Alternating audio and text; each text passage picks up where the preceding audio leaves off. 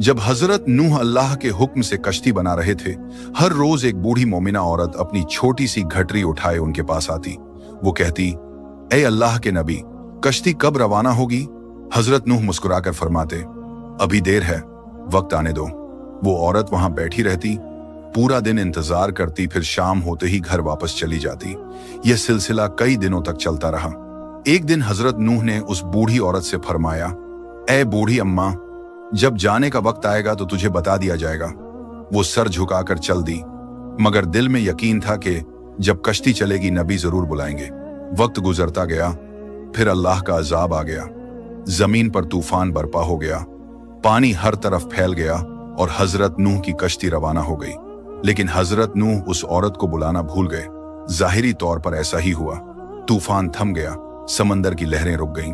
कुछ वक्त बाद हजरत नूह के दिल में ख्याल आया कि चलो उस शहर को देखा जाए जहां से सब कुछ शुरू हुआ था। वो कश्ती से उतरे और शहर की तरफ चल दिए। जब शहर पहुंचे तो देखा हर तरफ वीरानी और तबाही है, मगर एक कोने में एक झोपड़ी से रोशनी आ रही थी। एक दिया जल रहा था। हजरत नूह हैरान हुए, इतना बड़ा तूफान आया, सब कुछ डूब गया, लेकिन यह दिया कैसे जल रहा है? उन्होंने जोर से अल्लाहू अकबर कहा। झोपड़ी का पर्दा उठा।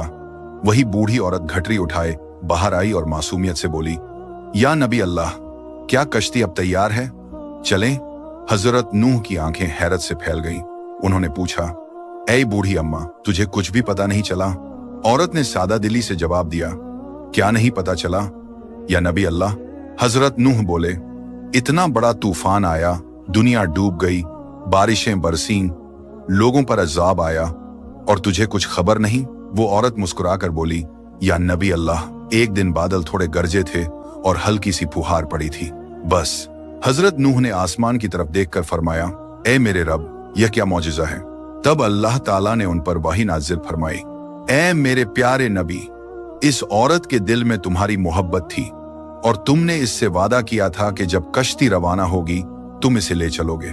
तुम अपना वादा भूल गए, लेकिन मैं रब्बुल आलमीन तुम्हारे वादे का भी जिम्मेदार हूं। मैंने अपने अजाब को इस तक पहुंचने ही नहीं दिया। इसे एहसास तक नहीं हुआ कि कैसा अजाब आया और कब चला गया।